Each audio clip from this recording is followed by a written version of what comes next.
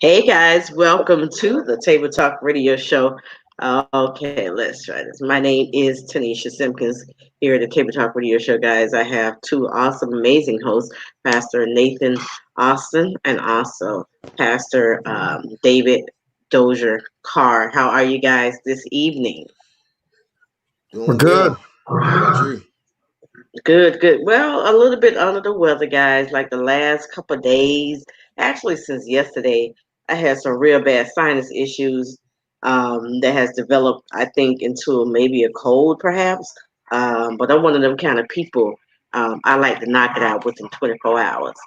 I had to wipe the Vicks off with the Vicks on my feet and on my nose, arms, some Theraflu, a little of this, a little BC powder, all of that, because I don't like for it to last that long. I don't have that type of patience for it.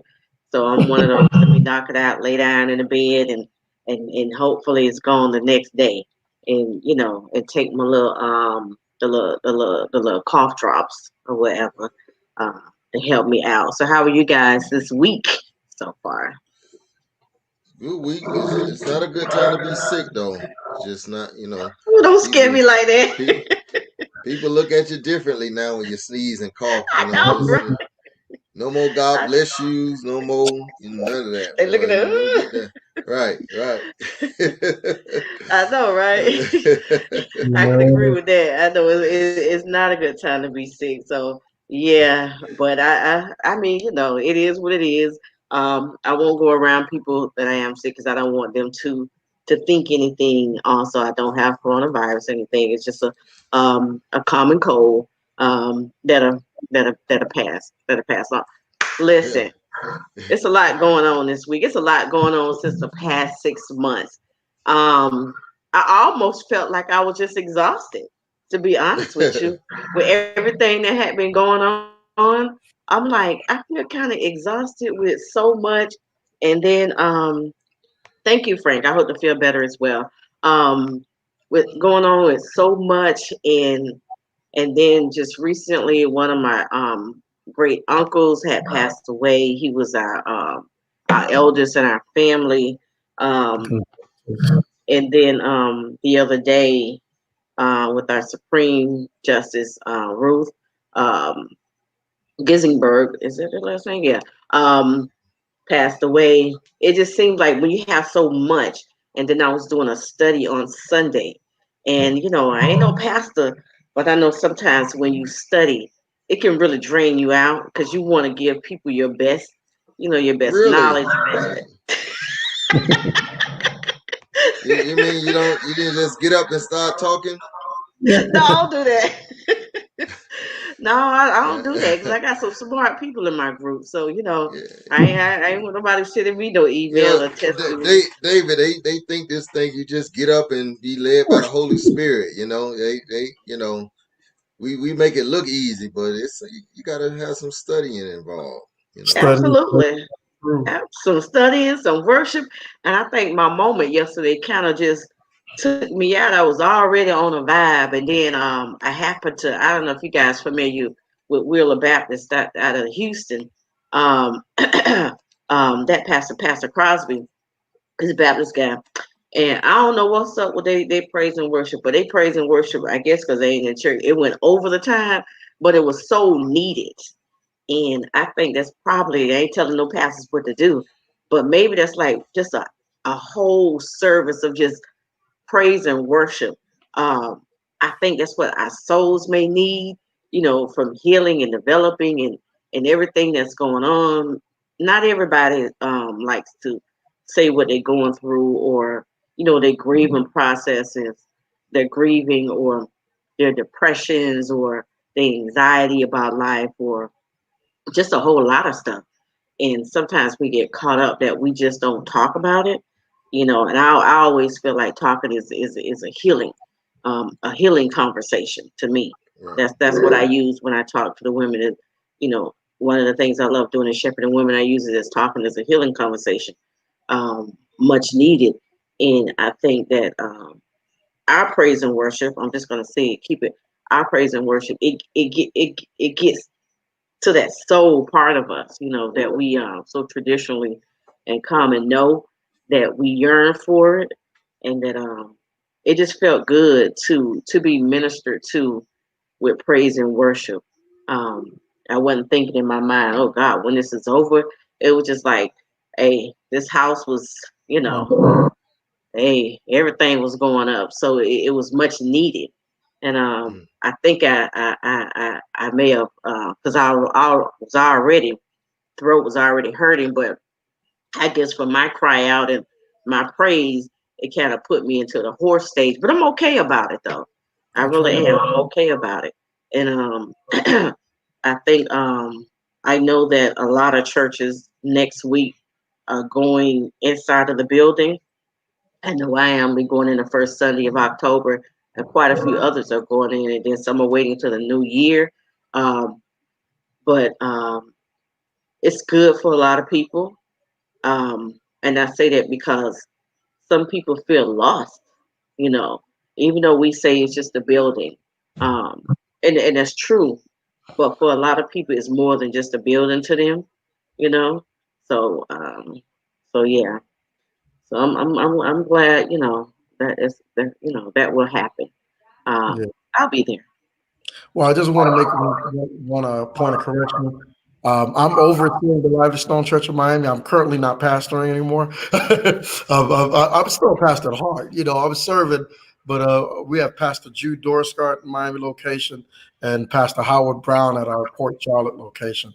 But I'm still serving those pastors. Okay. Yeah. So your brother. Yes, in the Miami location, and Pastor Howard Brown came from under our ministry in the Port Charlotte location. Okay. Awesome. So And Tanisha, your Pastor church is Nathan, going back. Is going. You guys are October returning back to the building first. the first Sunday in October. I think I forgot what day that Okay. is, but yeah, the We're first looking at Sunday in November October. 8th, but we're going to be watching. But we're praying about November 8th. I've already called both pastors and talked to them about it. Okay. Okay. So what you We doing, haven't Pastor we haven't Austin? made a final decision. We have another um, outdoor service in November, and we're looking to kind of make some. We will have a service in the building before the new year. We just haven't decided um, if it's going to be one or we're going to start back up. But we will return into the building before the new year is out. Before this year is out. And we just, we're going to play it by ear. It's interesting you talked about the worship. We've been contemplating on doing a worship service, just worship. It's something that we've been planning, and we may execute it, because you're right, it is needed. It is something that we even even in our homes, if people can Absolutely. really bring that atmosphere. I think that may be one key ingredient that we've missed. We've gotten the word in, but we may need a time of just pure worship in the home. That might, I mean, to get worship into our homes, word and worship. Right. We've gotten the word in. We can get some worship in there. Mm-hmm. It can be life changing. And so Yeah. Absolutely. it's just interesting you said that, because that's something that we've been kind of contemplating, not knowing how it would play out. I guess virtually, but Hmm. it's like anything else. If we invite God to come into our house, He'll come in. That's right. Absolutely. Absolutely. Yeah. Hey, Denise, how are you? And happy birthday to you. So yeah, guys. So this past week, or as a lot of shifts have been done when it comes to local government and it comes to the news and entertainment, and all of that. I kind of almost don't even know where to start. Mm. I'm gonna start with the city, our city of Fort Lauderdale, and I don't know how many other ones they have entered in the building. Um, but what they have done, they have implemented where they have wrist. That's an always keep your temperature every 15 minutes. They have implemented some other things. Whereas one of the key factors of a coronavirus is, of course, is a fever. One of the factors is a fever. So they've already made the shift to go back into the building, and they're hoping that others follow along with it, with all the precautions and hand sanitizing and so forth. October the 5th here in Broward County, Florida. I don't know about Dade. I think they're following suit as well. Um, they're gonna have in-person attendance for school, which is in a couple more weeks. Um, a lot of other things, like I said, the churches, everyone will be open. I don't know if we'll be in that phase 3, but I know we in phase 2. I thought we were already in phase 2, to be honest with you. It's making people nervous. I know there's going to be a time where we have to enter into the schools, but some people say not right now. I mean, or do you want a vaccine to force you in? I don't. Go ahead.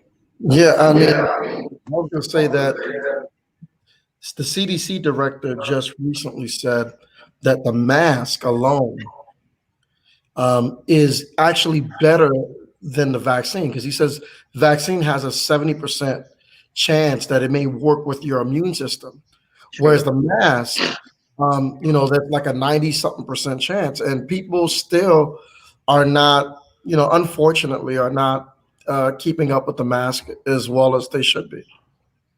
So if we adhere to the mask guidelines, it actually is going to be more beneficial than when the vaccine comes out.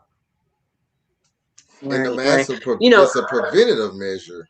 That's I mean if you need the vaccine, you already got it. In most cases, I know they're trying to do it like a flu vaccine, but as David said, it's I don't think. I mean, I've had people. I've never had 1 or 2 flu shots, but there are a lot of people that tell me they become more susceptible to the flu, or they believe in the they're more flu. susceptible to the flu once they get the flu shot. Yeah, And so no, you're right. Like it all depends on your system. right, What a vaccine is they'll take basically a weaker or a dead virus and they'll introduce it into your system.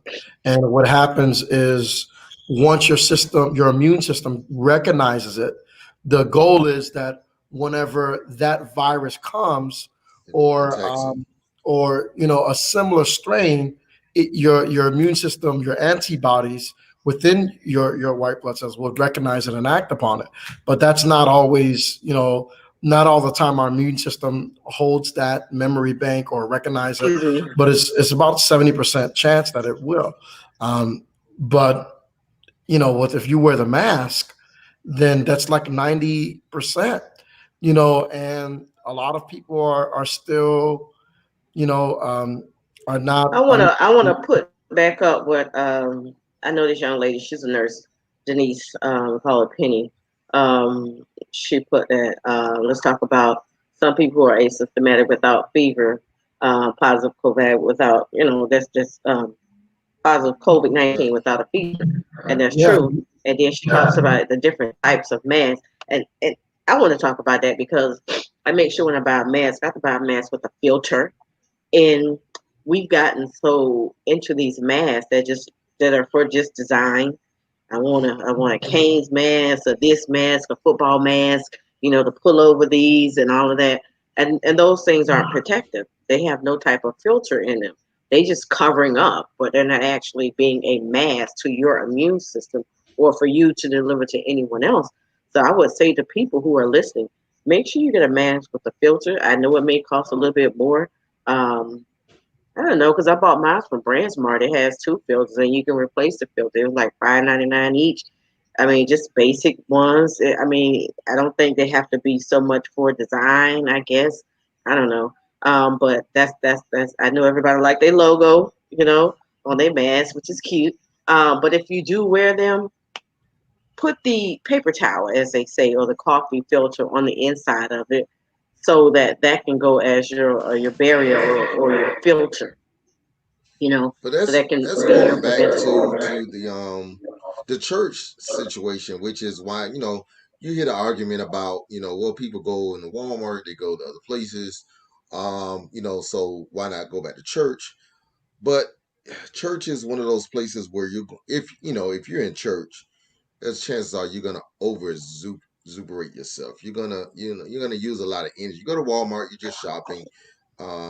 You're worshiping in church. There's a lot of energy in church, and the reason, at least for me, one of the reasons why we've been so cautious, not just for the sake of the virus, but the comfortability of worship. We just talked about worship, and it's just hard to pull that off with a mask. I'm not trying to worship in Walmart. I'm just trying to shop.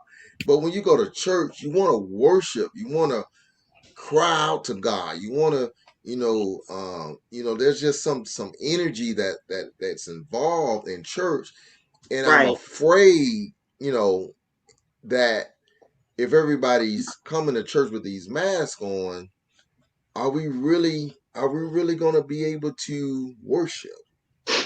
Can That's we the I can had question. hold up. I had Dale Holness on someone else's show that was on the platform for Table Talk Radio, and it was something that he did say when it was concerning the churches, and that was the very same thing that he said.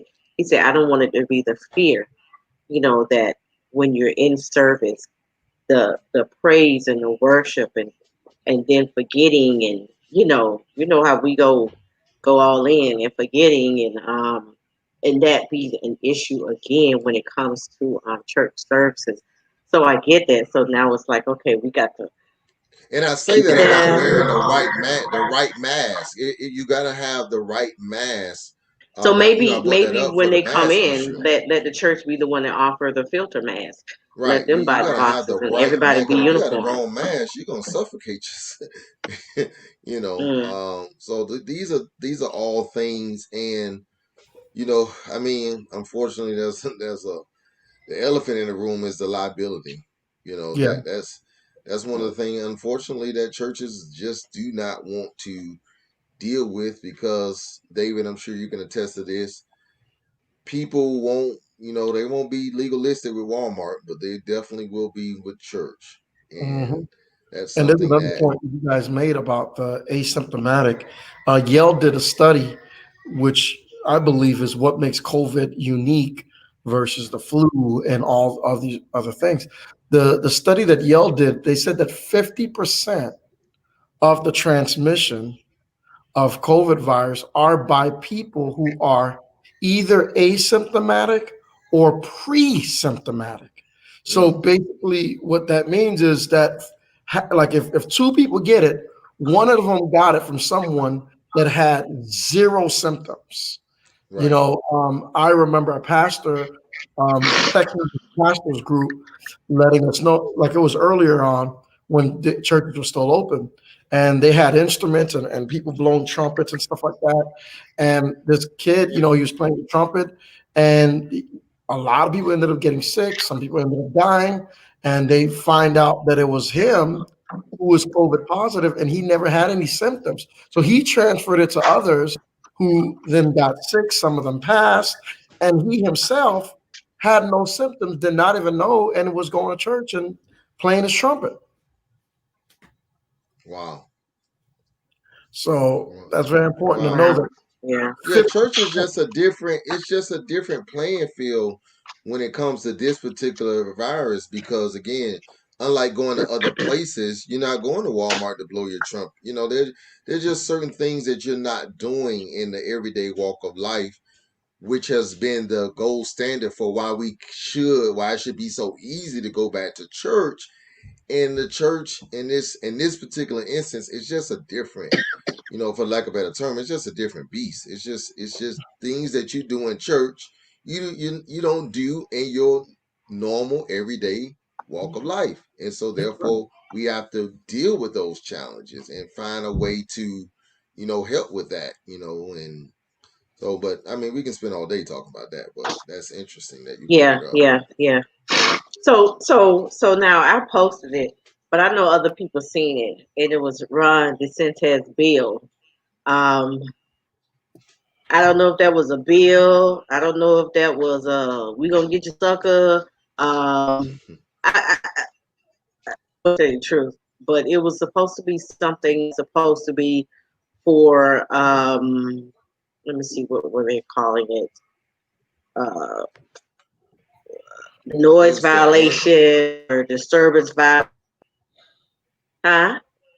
it was what was it and Noise the violation or combat disturbance combating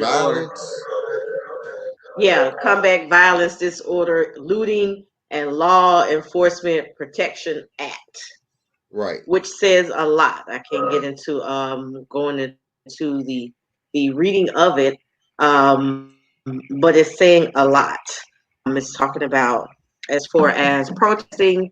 It's talking about, and it is kind of almost geared to, I want to just say, black folks. I just put it out there. Mm. We feel like okay, we feel like we've I'm just from the comments, um done some things or been in protests or whatever, and the response to certain things. I know if it's violence, I get that part there. So I have a lot of people say, well, what am I missing from it? I don't see a harm. And then you have some people saying that, are you serious as to some of the things that you were asking from us? Not everybody is a violent person. Not everybody hangs out at the bars, so it may not affect you. Not everybody go out to clubs, so it may not affect you. Some people don't congregate 7 people. I think it was 7 people or more, or stand at a gas station, so it may not affect you in their community. But for some other people, some other people, that may be their way of life when it comes to being in gatherings, or it appears to be type of thing. Go ahead, David, because you ready to say something. Go ahead. Yeah, and I would say that I'm usually supportive of Ron, the governor Ron. I've always said that he's not like Trump. He pretends like he is, but he's a lot smarter. Double Ivy League. He's not governed uh, that way. And for most of the things that I've seen that he passed, I really didn't have a problem with it. But this is an exception. I believe is unconstitutional as a conservative. It's in our constitution, the assembling of ourselves. And I believe that this bill is unconstitutional. And I believe, well, here's what I believe, because I read a story on Politico the other day where some of the Trump folks felt that he wasn't adequately helping Trump. And they felt like, as much Trump he owes to Trump for his election, they felt like he wasn't reciprocating adequately enough. So I believe this is something that cynically, and I'm hoping this cynical version is true, that he's just placating. He knows this ain't gonna pass, and he's just putting something out there to tell. You see, I didn't totally use you guys. I'm you know what I'm saying? I'm Yeah. here's See. something that I'm Trump, trying. so to speak, of that sort that has no chance of passing or surviving legal challenge. That's what I'm hoping to be the case, because I've always supported DeSantis, and I felt like, not when he ran his campaign, but since he became governor, I didn't like the way he ran the campaign. But again, I felt like he was doing that to get elected. You know, some of those dog whistles. But since he got elected, I felt like he's done an admirable job. But this, I feel, it's right. The election is 45 days away. I feel this is just his way of blowing a whistle to Trump folks, because some of them were complaining that they felt that he was not doing enough to help the White House for the election. So I think this is And, just his way. and I agree. I've been reading some of those same sentiments, David. So I agree with you, and I really agree with you about your position on DeSantis too. I've come out several times before the pandemic saying there's a lot of things I think he's done that I've been in favor of. But when I look at this particular act, I look at it in at least 2 or 3 different layers. Number one, as Tanisha has said, we understand why this was drafted.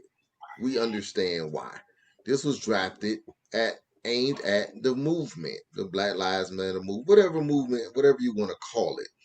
Black people Right. assembling. It was aimed at them.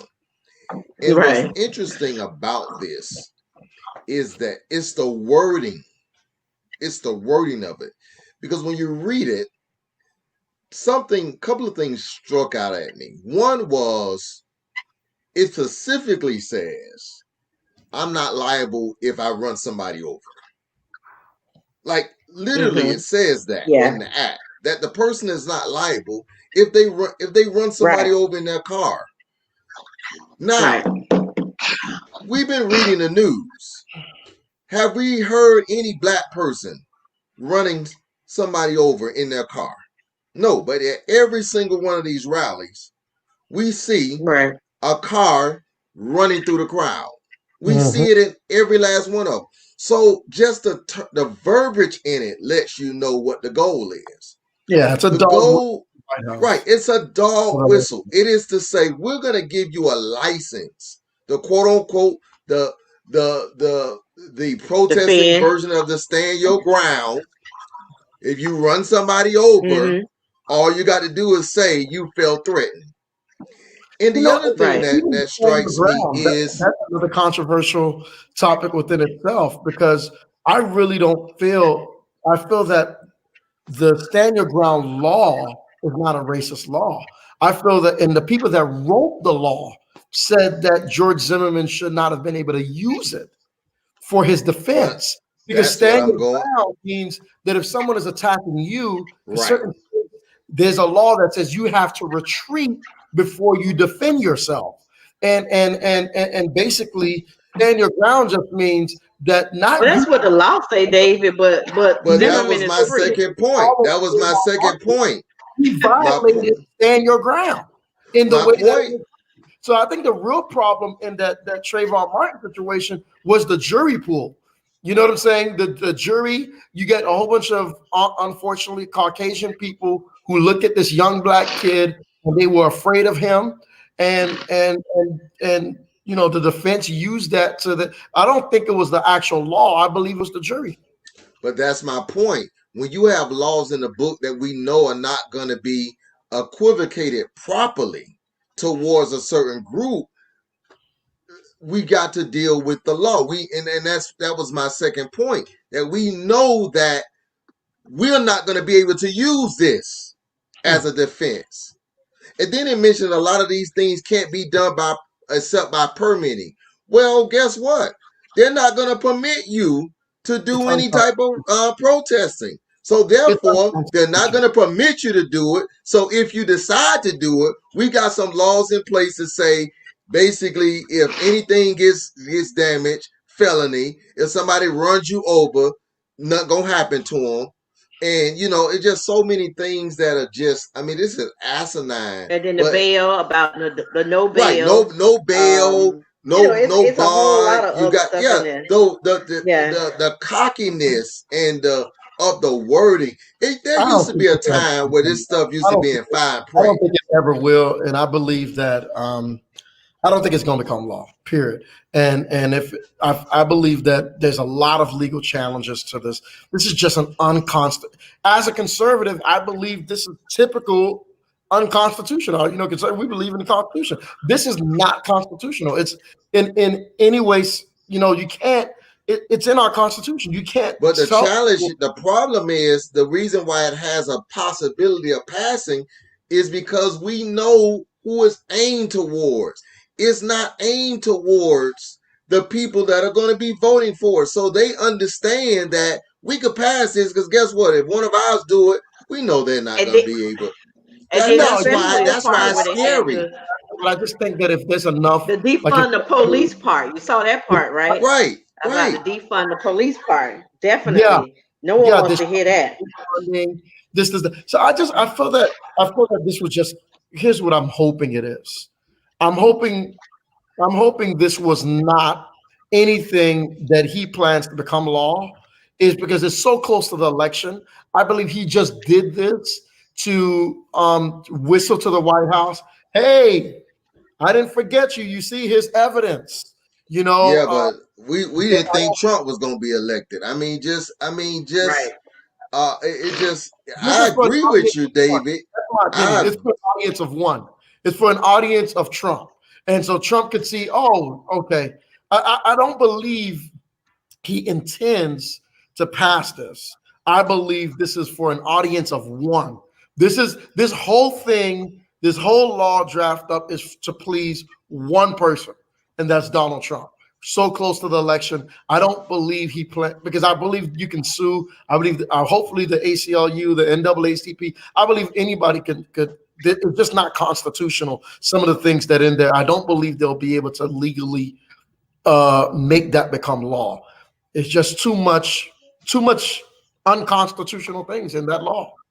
It's just unconstitutional. I mean, And you it- still have executive power, though.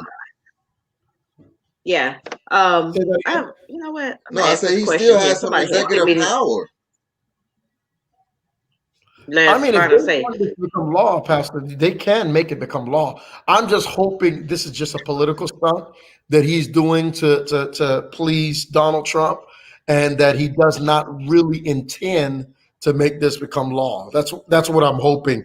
And if not, I hope the NAACP, ACLU are ready to shoot and sue about this, so it can be overturned and thrown out. In Tallahassee, there's more Republicans than Democrats, so I do believe if they wanted to, they can make it become law. I just don't think that was the goal.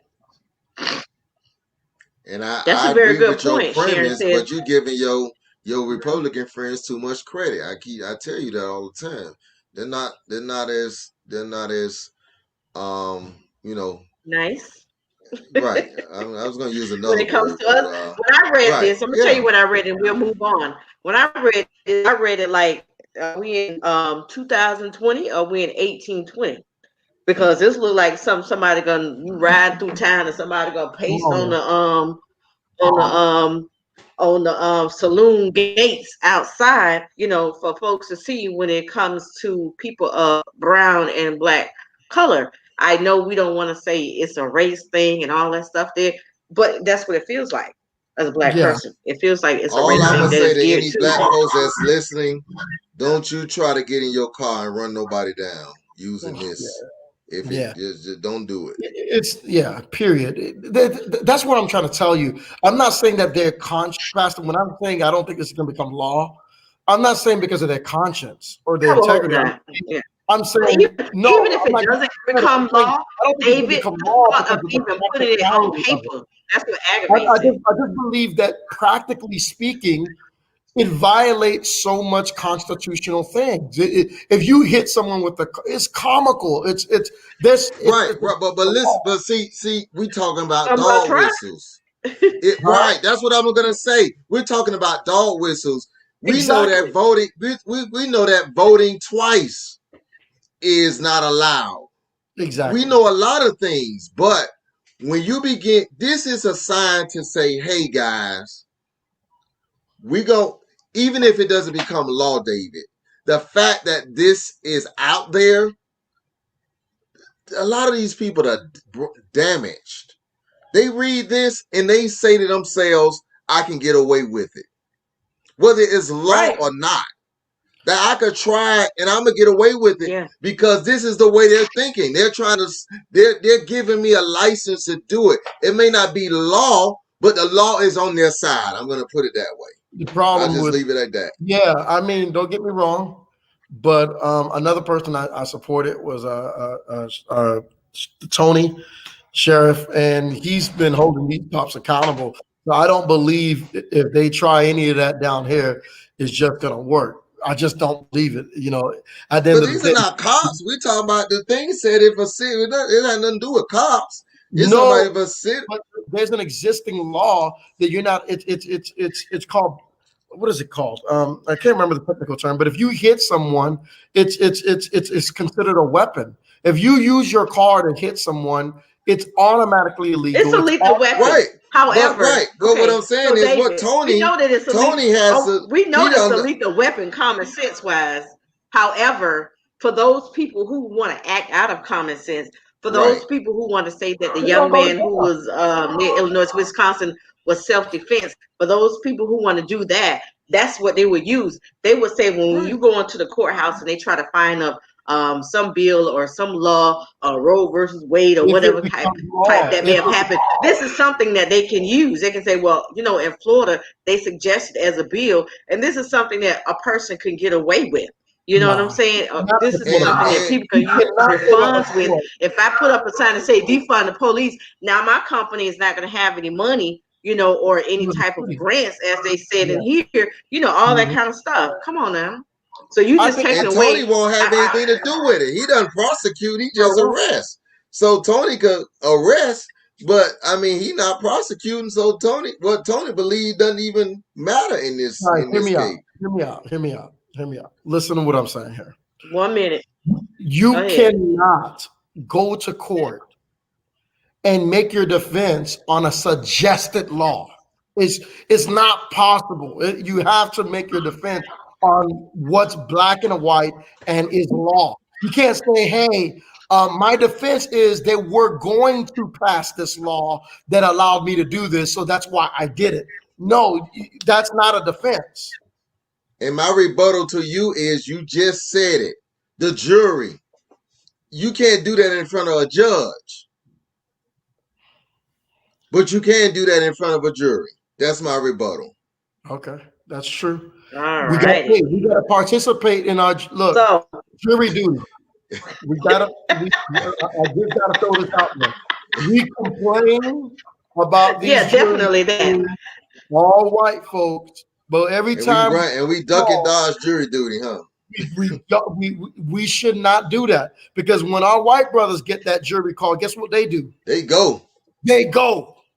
And then when we get falsely accused of something, we're like, well, why ain't no brother? Well, because we always dodging. That's why. So let's stop dodging. I haven't got. I'm gonna ask y'all a question. We gonna move to Nisha. This is your show. We just taking. I was just about to But, say it. I know what you're gonna say. I haven't either. Have anybody got a jury summons? I haven't got one in years. Like maybe 10 years. I'm an avid voter. I get all the stuff. Right. I haven't gotten anyone in years. Right. So I'm thinking, David, So I don't know who this they thing send it is to. almost becoming systematic. They systematically getting us out of there. They had nothing to do with us dodging. They're not giving us an opportunity anymore. No, we got to address that. That Right. we got to address. But we also got it like, then it's easier for us to address it. But if we just dodge it, we make it easier for those that don't want us there. Just like the same people that don't vote. If you don't vote, you complain. You make it, okay, this also the Trump gonna cheat. Well, you make it easier for him to cheat if you don't vote. He gonna have to cheat on. He gonna have to steal mine. Huh? Yeah, exactly. He gonna have to steal mine. I'm gonna make him work for it. That's right. That's exactly, that's my point. Let's make any bigots out there have to work for it. I agree. I agree. Okay, we can all agree to that. So we're in phase 2, right? So the sports. Talk a little bit about sports. I want to give my condolences also to the officer who passed, the Miami-Dade officer that was killed in an accident here in Cooper City. Him and his wife and someone else was in an accident. He passed away. His wife and another person was sent to the hospital. I haven't heard anything after that. I'm assuming that they're fine. But my condolences to him and also to his son who plays for Seattle Hawks, right? The Patriots. Okay, the Patriots that just played. So yeah, my condolences to him. And also a young man who was a coach in Miami-Dade. I don't know how it happened, but I heard he just passed away. His name was Coach Smith. I'm not familiar with him. Yes. But I heard he was a very popular coach down there in the Miami-Dade area. Yes. Sports. There was a thing I put up on today about all of the quarterbacks. I think it was 5, Nathan, that was quarterbacking against each other. That was pretty much a little history there. It had to be about 4 or 5. Did you see that? I know okay. you. Hold up. I'm gonna go through it in my head live. No, I did not see your post, but I know Cam Newton played against Russell Wilson. Yeah. Black. Lamar Jackson against Deshaun Watson. Lamar Jackson, Deshaun Watson, right? I'm trying to Kerry think of Murray against Dwayne Hawkins. That's right, Dwayne Haskins. That's right, Kyler Murray. Kyler, sorry, and then Patrick Mahomes is Tyrod Taylor. So it's 4.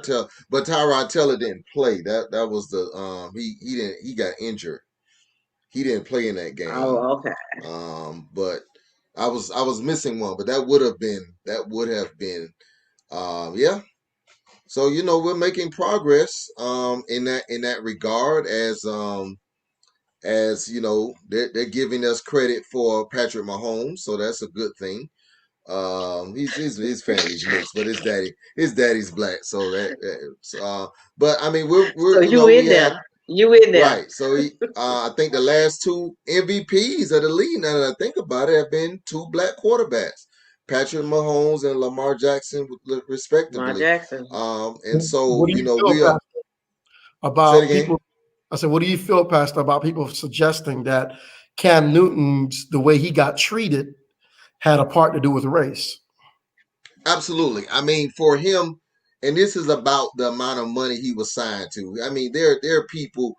I mean, Colin Kaepernick is probably getting paid more than Cam Newton is right now. He's been out the league 4 years. I think he Right, signed right. for maybe $1 million. Now, again, in Well, I'm talking football about him not terms, getting signed only too. No other team. well, not Oh, being his only signed. Not being signed into what he was signed to, definitely have something to do. I mean, now for granted, he was injured. However, a MVP starting quarterback in the league Oh, does not go without a job in this NFL. Hey, there are a lot of bad quarterbacks in the NFL. Okay, so I think his flamboyancy, his color, and all those things factored into it. But unapologetically black. but definitely his signing, and I mean, Hmm. a smart team just took advantage of the system, and he literally signed for peanuts, and they're making him earn it. And it just doesn't work that way in football for a quarterback. If you know anything about the sport, quarterbacks get it before they earn it. That's the one position that they overpay for quarterbacks. So for him to Right. have to be treated, Definitely. knowing that he was going to be the starting quarterback, a team selecting him knowing he was going to be the starting quarterback, but because nobody else wanted him, they were able to set the market, and that's just unheard of for that position. You know the crazy thing about So that now, is, I know you mhm. can go.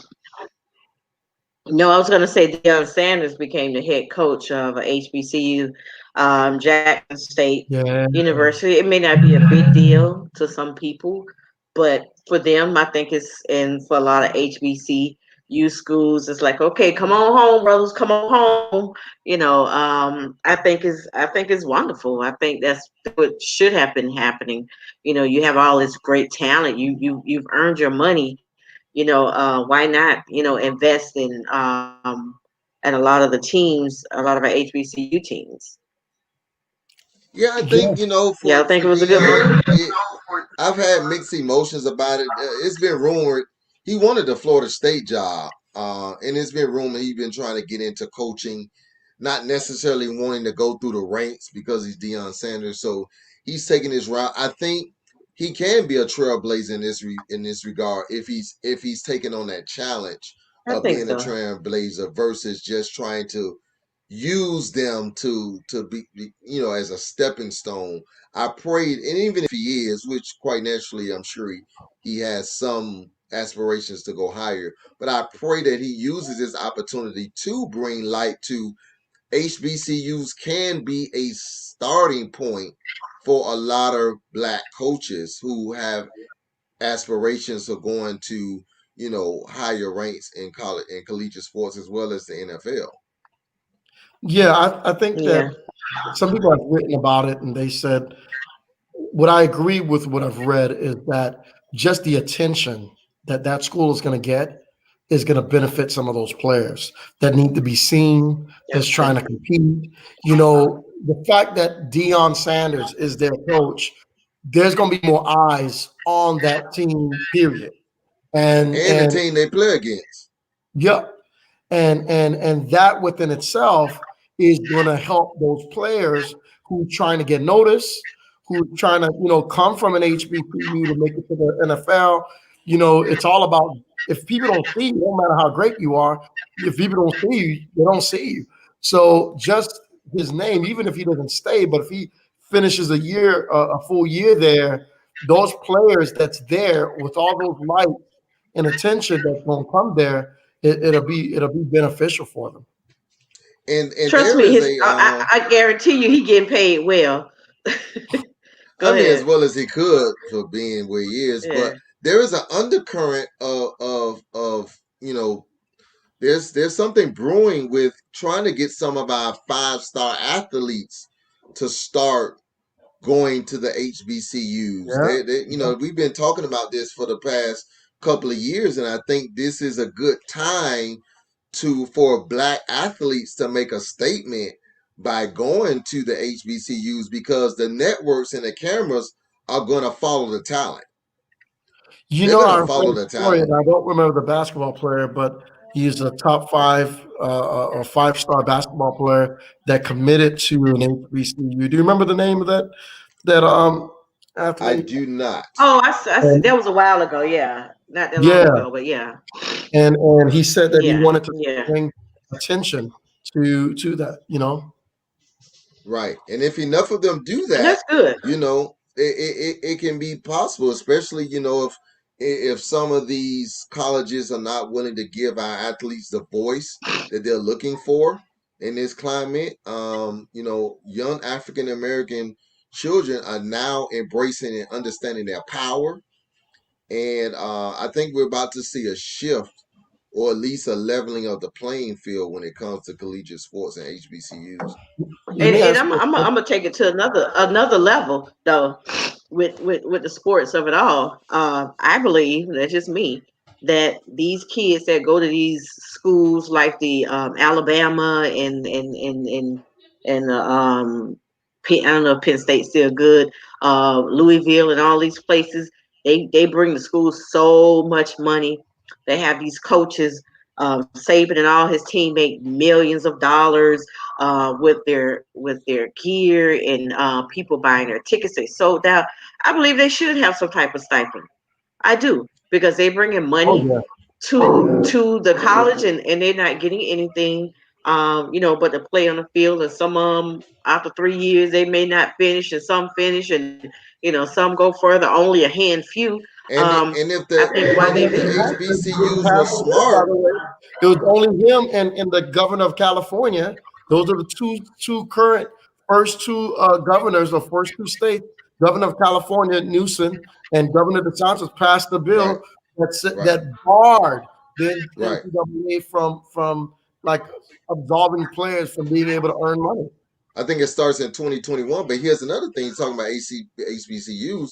If the HBCUs embrace that challenge and start corporate sponsorships to some of these players, that could be their way to get some of these players that the That's true. NCAA and some of these schools not willing to pay. Come on over here, boys. We got a little stipend for you.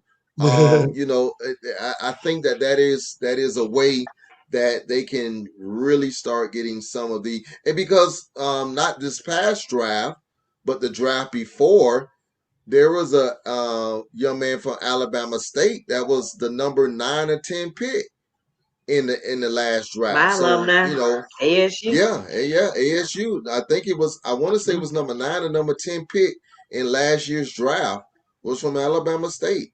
So there's something brewing, and we're gonna see how this is gonna play out. Yeah. And of course, it depends how well financially suited these schools are to be able to do it. But just quick question, guys. Did you guys ever hear what Dana White said, the UFC president, about the NFL? He's saying that he believes there's going to be an outbreak because the NFL is not doing a bubble. The way that, the basketball did. Let me tell you something. They got money. I guarantee you, they get tested. I want to say probably. I would assume No, they get tested daily. They get tested daily. So, they definitely get tested daily. So they're gonna get tested going in, going out. What they're doing, if a lot of teams are creating kind of their own bubble, in a sense, to where they're just kind of monitoring where they go and what they're doing, and that was always going to be the challenge for the NFL with so many teams and so many players, that it was going to be hard to create that bubble. So I think each individual team is kind of creating their own bubble in a sense. And but I think week 1 so far has been okay. So we're gonna see how it goes. Yeah, I hope they do create it. I mean, unfortunately for my Miami Dolphins, they got beat last night, but that's another story. That's gonna be a regular occurrence. But I mean, I like that. I didn't realize I was loud when I said that. You gotta have a long view, Tanisha. Don't be discouraged. We're gonna be all right. Okay, I will. So listen, before we go, so our president, number 45, 13 million aid to Puerto Rico. Now I know that was supposed to happen a couple of years ago. So he decided, of course, election time. If I was them, I'm gonna take the money still. You mean the state that he didn't know he had? Yeah, the state that he knew that was a part of us. Yeah, right. yeah. Right. Oh, you finally tell them? Yeah, because he's trying to get what we call the Hispanic vote. But if you weren't on Facebook yesterday, haven't noticed yesterday, Hialeah did a drive-through for Biden and Harris, and the person who put it together, she didn't expect the crowd that came out, and it was a fleet of cars. Yeah. Absolutely. Really? And the and the banging and everything. Yeah, they were banging. They were out. I was proud to see that because that put a little like, okay, all right, y'all with us now. Because at one point I thought y'all had to just all the way. Remember, Trump had just had a rally in Hialeah a couple of days earlier, and so this is why I forgot who came. I think his daughter came down to the rally. And so this was a contrast to that to let them know that ain't all us. It ain't all us. Right. I'm actually pleasantly surprised to hear that because I read an article this week or last that was saying that Biden was underperforming with the Hispanic vote, and they were talking about how they're susceptible to rumors. So what happened is Russia was their bots started working again on WhatsApp, spreading deep state conspiracy theories and in Spanish, and it started going viral among a lot of Hispanic community members. A lot of these lies, and which is one of the reasons why Bloomberg said he's going to commit $100 million to Florida. Yeah, I saw it. Vote because they felt like Biden was underperforming with the Hispanic vote, even though he's overperforming among the white vote as a Democrat. Now, the other challenge. So last thought. Oh, go ahead. I'm sorry. Go ahead. No, I was going to say the last. Go ahead. One of the things that President they're saying he's doing, he may consider nominating a Hispanic for the seat we were just talking about for RG for her seat because again he's trying to overperform for the Hispanic vote. So it's going to be interesting how that plays out. Well, Obama already put a Spanish person on there, Sotomayor. I know. I'm saying he's trying to he's considering, quote unquote, considering another one because he knows that he can't count on the blacks anymore. So he's going after the Hispanics now. Right. And the thing about it is, who was that? What's his name? Oh God, what's the man's name? He was just on today at Senate was saying that I guess because of the time frame, because they said normally it takes about 70 days, but they said they can get it done within these 45 days. Ted Cruz. Mitch McConnell. What's his name? Mitch McConnell. Yeah. Yeah, he was talking today. He was talking for a good little while. He was arguing but talking at the same time, saying that we're not going to impress about the pressure that you guys are saying that they're putting on. That's an actual it can be done, which probably can be done, which can be done, and that we're going to make sure that this is done before election time, and all of this here. But that's a whole nother conversation about it, because I just feel like it was a conversation that you guys were having before we first started about when it comes to the lifetime a lifetime seat. so many people have these lifetime seats, and most of them are dying off right now. Just be honest with you. Most of them who are out there, this is becoming their time, and they're getting into that age where they're dying off, and it's like they're not having any replacement. They're just dying, and now the seat is open. Y'all know how I feel. I don't believe in the lifetime commitment seats because I just feel like your way of thinking and your mental process, changes. It get a little older. Sometimes you might skip a beat, whatever. And we know that with Trump. So, I do. They've been Trump juiced up. Him and Biden been juiced up. I don't know what they've been giving to both of them, but they've been like juiced up lately. Huh? I said Trump's performance has nothing to do with his age. He's been messed up for quite some time. Right. I mean, again, I have to. Absolutely. I've been on the poster child, I guess, of ageism because I'm always the one saying that. But I agree. I just don't believe in lifetime appointments of anything in this America because at some point things you're change. gonna get, if you're Supreme Justice and you're 99 years old and you're still alive, you're gonna still be there. And I mean, that just doesn't work in any other facet of life. And I think it's just too much at stake for these to be lifetime appointments. I don't know how we I'm can a balance supporter of that. lifetime, because I feel that if we need something that politics can't infiltrate and damage. Politics is now, for the first time in many years, damaged our judicial system in the sense that William Barr, has a justice system that Trump has manipulated to favor his friends over his enemies.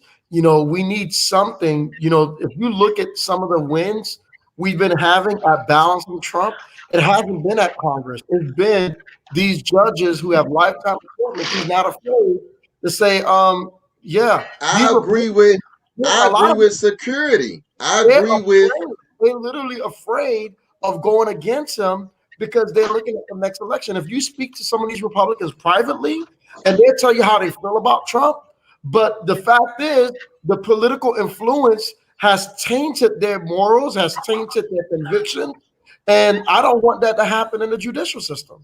Right. I don't see when I mean lifetime appointment, I believe that it could be a long-term appointment. It doesn't have to be where you're going to get voted out, but I just don't think it needs to be a lifetime. If I'm in a position for 40 years, where then, okay, it could be a 40-year appointment. It could be a age appointment. That most of them serve. If you look at most of the Supreme Court people, most of them serve about 40 years. Most of them.